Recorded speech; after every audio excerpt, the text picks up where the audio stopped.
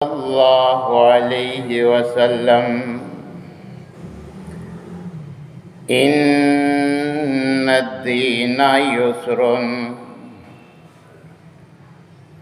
وقال النبی صلی اللہ علیہ وسلم یسروا ولا تعسروا۔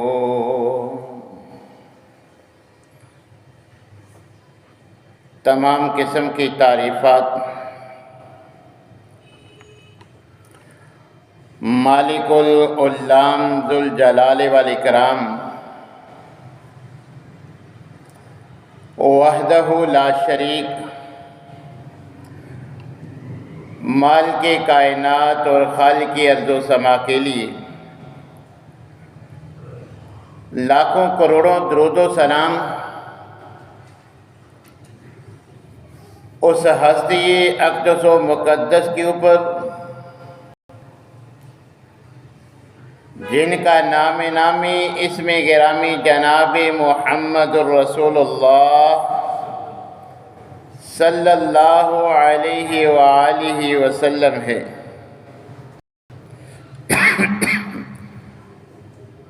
سامعین محترم، جس اللہ مالک الملک نے ہمیں پیدا کیا ہے، اس نے ہماری ضروریات کو بانپتے ہوئے جن چیزوں کی ہمیں اشد ضرورت ہے ان کو انتہائی سہل اور آسان رکھا ہے۔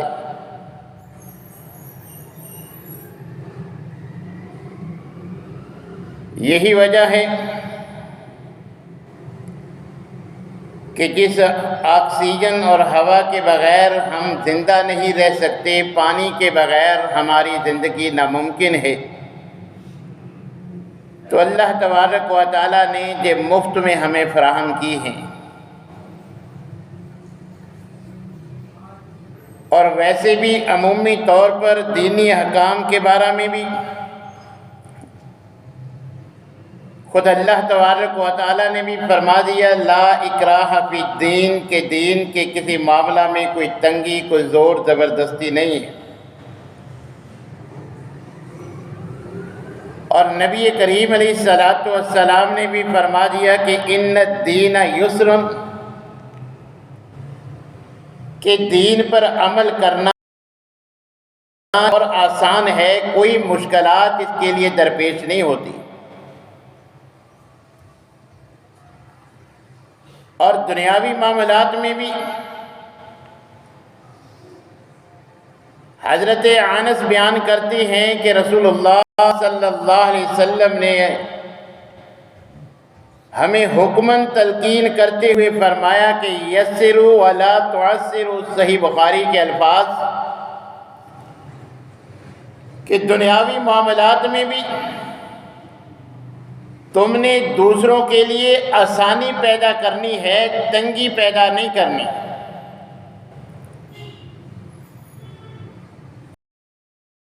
خود یہ کریم علیہ السلام فرماتے ہیں کہ اللہ کی جانب سے اگر دو کاموں میں مجھے اختیار ملتا ہے کہ یہ کر لو یا ایسے کر لو،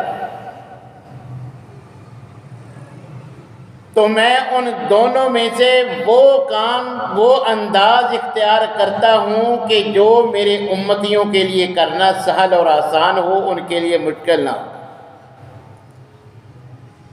جو انداز امتیوں کے لیے آسانی والا ہوتا ہے، میں محمد صلی اللہ علیہ وسلم وہ انداز اپناتا ہوں، کیونکہ انہوں نے میری سنت کی اتباع کرنی ہے۔ یہ مسواک کے معاملہ میں بھی آپ نے یہی فرمایا، لولا ان اشق علی امتی لامرتہم بالسواک، کہ اگر امتیوں پر مشقت کا ڈر نہ ہو تو خواہش میری یہی تھی کہ ہر نمازی ہر نماز کے ساتھ وضو کرنے والا وضو کے ساتھ مسواک ضرور کرے، مگر لازم اس لیے نہیں کر رہا کہ بعض لوگوں کو ایسے مواقع پر مسواک کا حصول مشکلات سے درپیش کر دے گا، اس وجہ سے آپ نے خواہش کے باوجود اس کا حکم نہیں دیا۔ اور حضرت معاذ بن جبل رضی اللہ تعالیٰ عنہ کو نگران بنا کے روانہ کرتے وقت نصیحت اور تلقین فرمائی کہ یاد رکھ یسرا ولا تعسرا، عہدے کی لالچ میں، عہدے کے نشے میں کسی پر ظلم اور جبر نہ ہو، بلکہ فرمایا کہ تم نے لوگوں کے لیے آسانی پیدا کرنی ہے، ان کے لیے تنگی پیدا نہیں کرنی۔ وَبَشِّرَ وَلَا تُنَفِّرَ، صحیح بخاری کے الفاظ کہ معاذ جن کے پاس جا رہی ہو ان کے لیے بشارت اور خوشخبری کا ذریعہ بننا، نفرت کا ذریعہ نہ بننا۔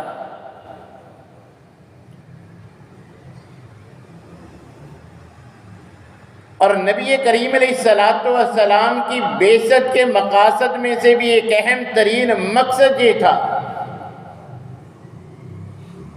کہ لوگوں نے جو اپنی طرف سے سن سنا کے، دیکھ دکھا کے جو مشکلات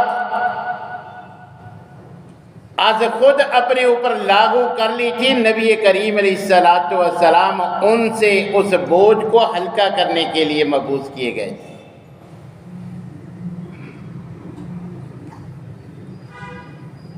مگر اس کے باوجود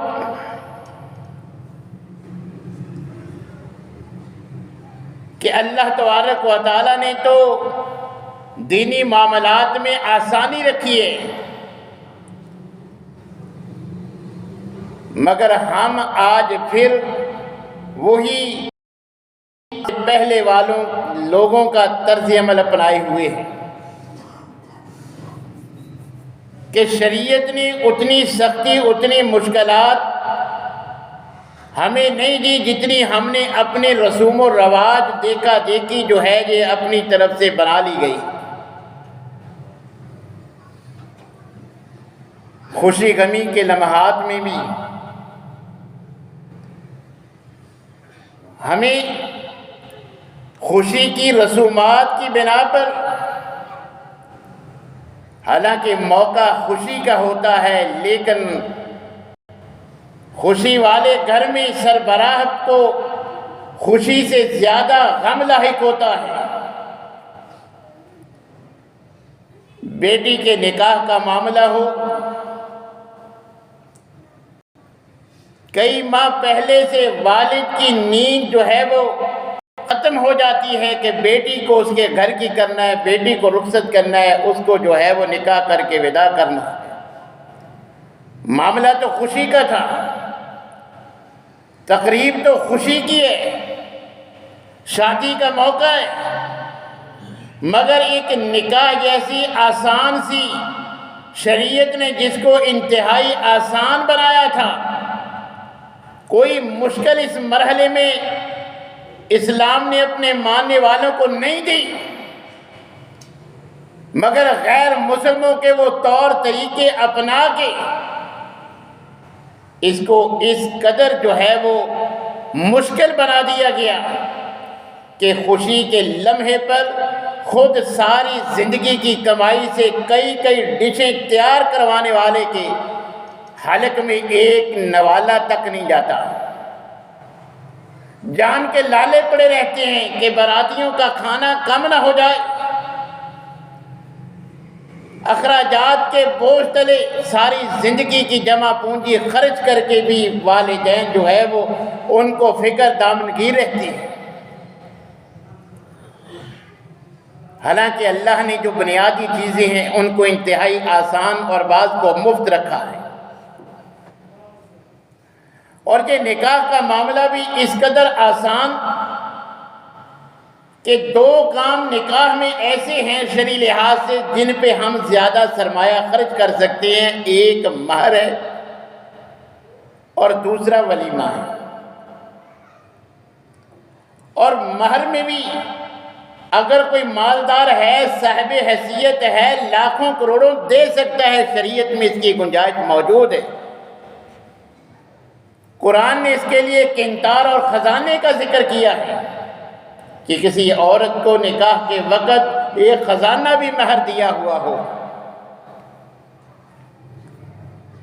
تو اس معاملہ میں جہاں ہم مال زیادہ اگر اللہ نے دیا ہے خرچ کر سکتے ہیں، تو ادھر خرچ کرتے ہوئے جو ہے وہ ہمیں تکلیف ہوتی ہے۔ جی سنی سنائی باتوں کو 32 روپے جی، کوئی 500 کی 1000، زیادہ زیادہ کوئی تیر مارتا ہے، کوئی 5000 کمر دے۔ اور یہ ولیمہ جس پہ بے تحاشا اخراجات، شریعت کو اس میں اتنے مطلوب نہیں، بلکہ شریعت نے تو صرف اتنا کہا ہے کہ اگر تم نے نکاح کیا ہے، اب دوست احباب کی تمہیں دعوت کرنی چاہیے۔ اسی کا نام ولیمہ ہے، جس کو آج ہم نے لاکھوں سے بڑھا کر کروڑ۔ یہ تو وہ کام ہیں جن پر شرعی لحاظ سے خرچ کر سکتے ہیں کہ ولیمے کی صورت میں دوستوں کی دعوت کے لیے خرچ کرتے ہیں مال، نکاح کرتے وقت عورت کا حق مہر ادا کرنے کے لیے وہ رقم خرچ کرتے ہیں۔ اس کے علاوہ باقی مالی اعتبار سے نہ لڑکے پر نہ لڑکی پر شرعی لحاظ سے کوئی بوجھ نہیں ہے۔ یہ ساری غیر مسلموں کی رسومات ہیں جو آج مسلمانوں نے اپنا لی ہیں کہ منگنی کے نام پر یہ کپڑوں کا تبادلہ، پھر سال سال جو ہے وہ عیدیں شبراتیں، اور اس کو جو ہے وہ باقاعدہ کھانے، یہ سارے انگوٹھی، یہ سارے معاملات شرعی لحاظ سے اپنی بیٹی کے لیے کسی کے بیٹے کا انتخاب کرنا، صرف زبانی کلامی بات چیت کر لینا، یہی جو ہے وہ منگنی کے شرعی لحاظ سے صورت ہے۔ تحفے تحائف کی شرعی لحاظ سے کوئی ضرورت نہیں۔ یہ سارے باقی لوازمات جو ہے یہ ہمارے اپنے بنائے ہوئے ہیں۔ صرف اولیاء کا، ولیوں کا آپس کا زبانی جو عہد و پیمان ہے یہی منگنی ہے۔ رشتے کے لیے کسی کا انتخاب کرتے ہیں، اولیاء راضی ہیں کہ ٹھیک ہے ہم نکاح کرنے کے لیے تیار ہیں، تو رشتہ ہو جاتا ہے۔ کوئی اس کے لیے جو ہے وہ جو معاشرے میں جتنے معاملات اس معاملے میں چلتے ہیں ان کو شریعت سے کوئی تعلق نہیں۔ پھر شادی کے موقع پر یہ جتنی بھی رسمیں ہیں، اور یاد رکھیے جس کا نام بھی نام کے ساتھ لفظ رسم لگ جاتا ہے، یہ نام کے ساتھ رسم لگ جانا ہی اس بات کی بین دلیل ہے کہ اس کا دین سے کوئی تعلق نہیں۔ غمی کے موقع پر رسم کل، شادی کے موقع پر ساری رسومات، یہ مائیوں کی رسم ہو، مہندی کی رسم ہو، سیرہ بندی، برات، یہ بینڈ باجے، محفل موسیقی، جتنے بھی یہ معاملات ہیں جن کے ساتھ رسم کا ذکر ہم کرتے ہیں کہ آج مہندی کی رسم ہے، آج یہ رسم ہے، اگر اس کا شریعت سے تعلق ہوتا تو یہ رسم نہ ہوتی، سنت ہوتی۔ نکاح کے لیے ہم مسنون کا لفظ لکھتے ہیں، نکاح مسنونہ، مسنون مہندی، مائیوں کے ساتھ سنن کا لفظ، یہ جس خوشی کے یا غمی کے موقع پر جس نام کے ساتھ ہم نے رسم لگایا ہوا ہے نا کہ اس کام کی رسم ہے،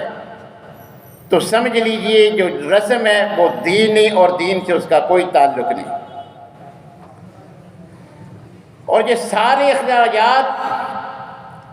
جن کا دین نے تقاضا نہیں کیا، غیروں کے دیکھا دیکھی، غیر مسلموں کا انداز ہے، اگر ہم اپناتے ہیں تو ہمیں سوچنا چاہیے ہمارا دین ہمیں اس کی اجازت دیتا ہے۔ دین تو اچھے کام میں بھی ان کی مخالفت کی نبی کریم علیہ السلام نے ہمیں ترغیب دلائی ہے کہ نفلی روزہ ہی رکھنا ہے، مگر یہودی اگر رکھتے ہیں تو ہم نے جو ہے ایک کی بجائے 2 دن روزہ رکھ کے ان کی مخالفت کرنی ہے، کہ اچھے کام میں بھی ہماری ان کے ساتھ کوئی مماثلت نہیں ہونی چاہیے کہ جیسا کام وہ کریں ویسے ہی ہم کریں۔ مگر آج اگر کوئی یہودی، کوئی ہندو، کوئی غیر مسلم ہم سے سوال کرے کہ بھئی ہماری اور تمہاری شادی میں اب فرق کیا ہے، تو ہمارے پاس کوئی جواب نہیں۔ تو یہ نکاح جیسی آسان سا عمل کو ہم نے اس قدر جو ہے وہ مشکل بنا دیا ہے، جس کا رزلٹ دنیا میں زنا کی آسانی کی صورت میں ہمیں اس کا سامنا ہے کہ نکاح کے لیے لاکھوں کروڑوں چاہیے، زنا جو ہے وہ چند 100 روپے میں جو ہے وہ ہو جاتا ہے۔ حالانکہ شریعت نے اس کے لیے مشکلات رکھی تھی، اس کے لیے آسانیاں رکھی تھی۔ اس کے لیے قدم قدم پہ مشکل کہ غیر محرم سے آپ مصافحہ نہیں کر سکتے، مل نہیں سکتے، خلوت نہیں اختیار کر سکتے، اس کی طرف دوسری نظر دیکھنا منع تھا۔ یہ ساری شریعت نے ان کے لیے تو اس کام کے لیے اتنی قیود لگائی ہیں، مگر نکاح کے معاملہ میں آسانی ہے کہ اولیاء کی رضامندی ہو جائے تو یہ مسنون نکاح کی ترکیب جو ہے وہ تقریب منعقد کر کے لڑکی کے لیے ولی کی اجازت سے لڑکے کی طرف سے مہر مقرر کر کے اور کم از کم 2 گواہوں کی موجودگی میں لڑکے سے ایجاب و قبول کروا لیا جائے دولہے سے، اور اس سے نکاح مکمل ہو جاتا ہے۔ پھر شریعت نے کہا کہ اب اس نے شادی کی ہے، دوست احباب کی دعوت کی صورت میں تم نے ولیمہ کرنا۔ اور نبی کریم علیہ الصلوۃ والسلام کی زندگی میں یہ کام اس قدر سہل اور آسان تھا کہ جن کے بارے میں اللہ نے فرمایا میں ان سے راضی ہوں، ان صحابہ کی شادیاں دیکھیے، خود نبی کریم علیہ الصلوۃ والسلام کی شادیاں دیکھ لیجئے کہ نبی کریم علیہ الصلوۃ والسلام کے عظیم صحابی حضرت عبد الرحمن بن عوف شادی کرتے ہیں۔ شادی کی وجہ سے انہوں نے جو ہے وہ رنگ والی خوشبو استعمال کی، اس رنگ کو دیکھ کر نبی صلی اللہ علیہ وسلم کو اس کا علم ہوا، تو آپ نے پوچھا کہ عبد الرحمن شادی کی ہے، نکاح کیا ہے؟ فرمایا ہاں اللہ کے رسول۔ فرمایا اگر نکاح کیا ہے اولم ولو بشاۃ، اب مسئلہ بھی سن لے، نکاح کر لیے، اب تم نے ولیمہ کرنا ہے، اگرچہ 1 بکری سے ہی کر دے، دوست احباب کی دعوت کرنی ہے۔ اب دیکھیے شادی کا یہ انداز، آج تو شہر میں ایک جگہ پہ شادی ہوتی ہے، پورے شہر کا سکون برباد ہو جاتا ہے، کئی راستے بند ہو جاتے ہیں، ساری رات شہر والوں کو، گلی محلے والوں کو سونا مشکل ہو جاتا ہے۔ مگر یہ پیغمبر کے دور کی شادی ہے کہ نبی صلی اللہ علیہ وسلم کو اس کا علم نہیں ہوتا، رنگ دیکھنے سے معلوم ہوتا ہے۔ اور خود نبی کریم علیہ الصلوۃ والسلام جن کی زندگی میرے اور آپ کے لیے اسوہ حسنہ ہے، نبی کریم علیہ الصلوۃ والسلام نے ایک شادی، ایک نکاح کے بعد جو ولیمہ کیا، صحیح بخاری میں روایت موجود ہے کہ صرف 2 مد جو ان کے ساتھ نکاح کے بعد نبی کریم علیہ الصلوۃ والسلام اپنا ولیمہ کر لیتے، بلکہ ایک نکاح کے موقع پر جنگ خیبر کے سے واپسی پر جب حضرت صفیہ رضی اللہ تعالیٰ عنہ سے نکاح کے پاس کچھ نہیں تھا، صحابہ سے پوچھا کہ بھئی کھانے پینے کی جس کے پاس جو ہے اس دسترخوان پہ رکھ دی۔ جو صحابہ کے پاس کھانے پینے کی چیزیں تھیں ان کو ایک جگہ پہ دسترخوان پہ رکھ کے اس کے اوپر پنیر جو ہے وہ نچوڑ کے، گھی نچوڑ کے اس کو مکس کر کے جو ہے وہ اس کی شرینی سی بنا کے، یہ نبی کریم علیہ الصلوۃ والسلام کے ولیمے کا انداز تھا۔ پیغمبر کے دور میں کہ آج جو لاکھوں کروڑوں کا کام ہے، نبی صلی اللہ علیہ وسلم کی زندگی میں اس قدر سہل اور آسان تھا کہ نبی کریم علیہ الصلوۃ والسلام کا یہ خاصہ تھا، آپ کو جو ہے وہ اپنے آپ کو کہ عورت ہبہ کر سکتی تھی۔ صحابہ کی موجودگی میں ایک عورت نے اپنے آپ کو آپ کے لیے جو ہے وہ ہبہ کیا، صحیح بخاری کے الفاظ کہ اللہ کے رسول میری خواہش ہے اگر آپ کو منظور ہو تو آپ مجھ سے نکاح کر لیں۔ نبی کریم علیہ الصلوۃ والسلام نے اس کی حاجت محسوس نہ کی تو ایک صحابی جس کو نکاح کی ضرورت تھی اس نے کہا کہ اللہ کے رسول آپ نے تو پیشکش قبول نہیں کی، آپ کو اگر ضرورت نہیں، آپ نکاح نہیں کرنا چاہتے تو مجھے ضرورت ہے تو آپ میرا نکاح کر دیں۔ نبی کریم علیہ الصلوۃ والسلام نے اس صحابیہ کی رضامندی کے بعد اس صحابی سے سوال کیا کہ مہر دینے کے لیے کچھ ہے؟ تو اس نے کہا کہ میرے پاس یہ چادر ہے۔ فرمایا یہ چادر مہر میں دے دے گا تو خود کیا استعمال کرے گا؟ ٹھیک ہے، اگر تو نکاح کرنا چاہتا ہے اپنے مال و اسباب میں دے، کچھ ملتا ہے اگرچہ لوہے کی انگوٹھی کیوں نہ ہو۔ صحیح بخاری کی روایت کا ترجمہ ہے۔ وہ معاشی اعتبار سے اس کی حالت یہ کہ صرف تن والی چادر ہی ہے اور کچھ نہیں، ایک سونے کی انگوٹھی بھی جو ہے وہ لوہے کی انگوٹھی بھی نہیں ملتی۔ فرمایا اللہ کے رسول چادر کے علاوہ اور کچھ نہیں ہے، چادر بھی وہ پہنی ہوئی ہے۔ تو نبی کریم علیہ الصلوۃ والسلام نے فرمایا کہ بھئی قرآن کی کچھ صورتیں تو تمہیں یاد ہوں گی، قرآن کا کچھ حصہ تو یاد ہے؟ فرمایا ہاں، فلاں صورت بھی یاد، فلاں صورت بھی یاد، فلاں صورت بھی یاد۔ تو آپ نے فرمایا کہ انہی صورتوں کو دلہن کو یاد کروانے کے عوض اسی کو حق مہر کر کے میں تجھے جو ہے وہ اس عورت کو تیرے نکاح میں دیتا ہوں، تیرے سے نکاح کرتا ہوں۔ جو تجھے صورتیں یاد ہیں اب تیری ذمہ داری ہے کہ تو نے اپنی بیگم کو بھی یاد کروانی ہے، یہی تیرا حق مہر۔ اب دیکھیے یہ نبی صلی اللہ علیہ وسلم کے دور کی شادی اور آج ہماری دیکھ لیں۔ اور نبی کریم علیہ الصلوۃ والسلام کی اپنی بیٹیوں کی شادی، اور سب سے زیادہ جو شور ڈالا جاتا ہے کہ حضرت فاطمہ کو جو عزیہ بھائی، ٹھیک ہے ماں باپ تحفے کی صورت میں بیٹی کو دے تو سکتے ہیں، مگر ذرا صورتحال تو دیکھیں۔ حضرت علی رضی اللہ تعالیٰ عنہ خود نبی کریم علیہ الصلوۃ والسلام ان کے ولی، وہ آپ کی زیر پرورش ہے، اور ان کی معاشی حالت یہ ہے کہ نہ رہنے کے لیے گھر ہے، نہ ان کے پاس کچھ ہے، بس ایک زرہ ہے، وہ بھی حضرت عثمان غنی رضی اللہ تعالیٰ عنہ نے جو ہے وہ ان کو بیچنے گئے تھے کہ جب شادی کے لیے اب کچھ تو چاہیے مہر میں دینے کے لیے، اب اس کے سوا کچھ تھا نہیں، تو حضرت ابو بکر عمر نے فیصلہ کیا کہ حضرت عثمان کے پاس ہی چلتے ہیں کہ غیروں کی باتیں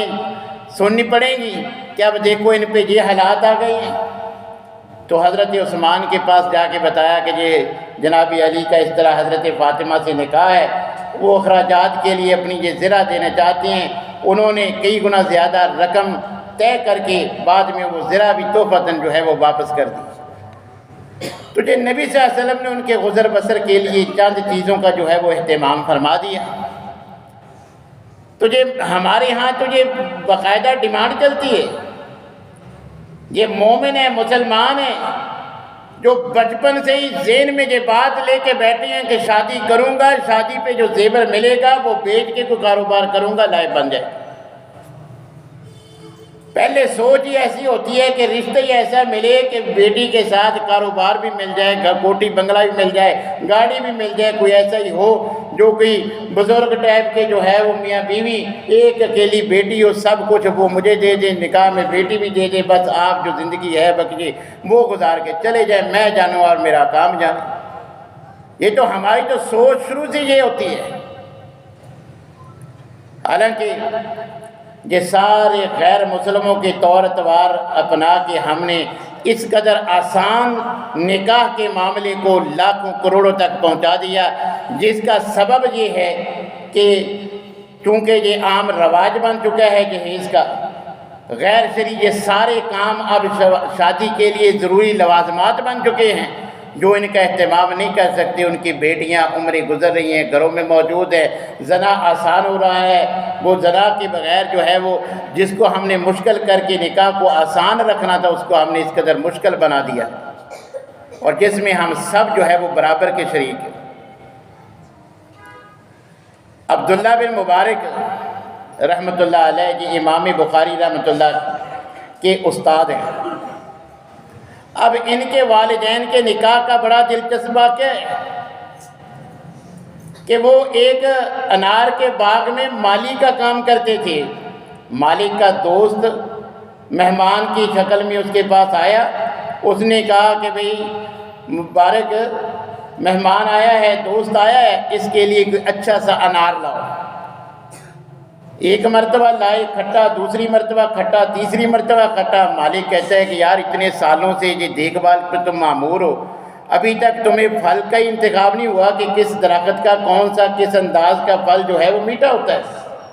شیریں انار لانے کا کہا، 3 مرتبہ جو ہے وہ یہی ہمیں خفگی کا سامنا کرنا پڑا۔ تو جواب دیتے ہیں جناب آپ نے مجھے کھانے کے لیے نہیں رکھا، رکھوالی کے لیے رکھا ہے، میں نے کبھی کوئی کھایا تھوڑا ہے، مجھے پتہ ہو کس درخت کا یا کیسا میٹھا ہوتا ہے کیسا کھٹا ہوتا ہے۔ وہ دوست ایمانداری سے اس قدر متاثر ہوا کہ اسی وقت ذہن بنا لیا کہ یہ تو میرے جیسے کہ دماغ بننے کے قابل ہے۔ گھر جا کے بیوی بیٹی سے مشورہ کر کے ان کو اپنے نکاح میں جو ہے وہ بیٹی دے دیتے ہیں، اور جب ایسے دینداری دیکھ کر رشتے قائم کیے جاتے ہیں تو پھر بیٹا عبداللہ بن مبارک جیسا محدث جو امام بخاری کا استاد ہے، ایسے بیٹے پیدا ہوتے ہیں۔ حضرت علی اور فاطمہ رضوان اللہ علیہم اجمعین کے نکاح کا بھی آپ نے سرسری ذکر سن لیا۔ جو اس طرح دینداری دیکھ کر نکاح ہوتا ہے پھر اولاد حسن و حسین جیسی ہوتی ہے۔ تو ہمیں بھی نبی صلی اللہ علیہ وسلم نے یہی کہا ہے فَاظْفَرْ بِذَاتِ الدِّین کے دینداری کو ترجیح دو، کیونکہ یہ جو تم چیزیں دیکھتے ہو ان کو دوام نہیں ہوتا۔ حسن دیکھتے ہو، مال و دولت دیکھ کر رشتہ طے کر لیتے ہو، یہ چیزیں ہمیشہ نہیں رہتی۔ یہ ہمارے معاشرے کا بھی المیہ یہی ہے، رشتے کرتے وقت وہ باہر سیٹل ہوتا ہے، ہم کہتے ہیں وہ باہر والے ملک میں ہوتا ہے جی، وہ چند سال شادی کے بعد جب آ کے سب کچھ کھا پی کے جو کنگلا کنگال ہو جاتا ہے، پھر ہم جو ہے وہ لڑائی جھگڑے اور طلاقوں کی نوبتیں آتی ہیں۔ تو نبی کریم علیہ الصلوۃ والسلام نے فرمایا کہ دینداری کو ترجیح دینی چاہیے۔ دینداری کو اگر ترجیح دیں اور جو شرعی لوازمات ہے نکاح کی صرف انہی کو باقی رکھیں، کسی غریب کی بیٹی جو ہے وہ عمر زائد نہیں ہوگی، بر وقت اپنے گھر کی بن سکتی ہے، اس میں ہم تمام معاشرے میں بسنے والے لوگ شریک ہیں۔ تو اگر ہم چاہتے ہیں کہ اس تنگی اور ترشی کے حالات میں، اس مہنگائی کے دور میں، ہم اگر چاہتے ہیں کہ یہ نکاح کو آسان بنائیں، اللہ نے ہمیں حیثیت دی بھی ہے، تو پھر بھی ہمیں یہ کام سادگی سے کرنے کی ترغیب کو عام کرنا ہوگا تاکہ غربا اس میں خفگی محسوس نہ کریں اور یہ چند ہزار کا جو کام ہے اس کو لاکھوں کروڑوں تک نہ پہنچائیں۔ اللہ تبارک و تعالیٰ سے دعا ہے کہ اللہ تعالیٰ ہمیں ہر معاملہ میں کتاب و سنت کی اتباع کریں۔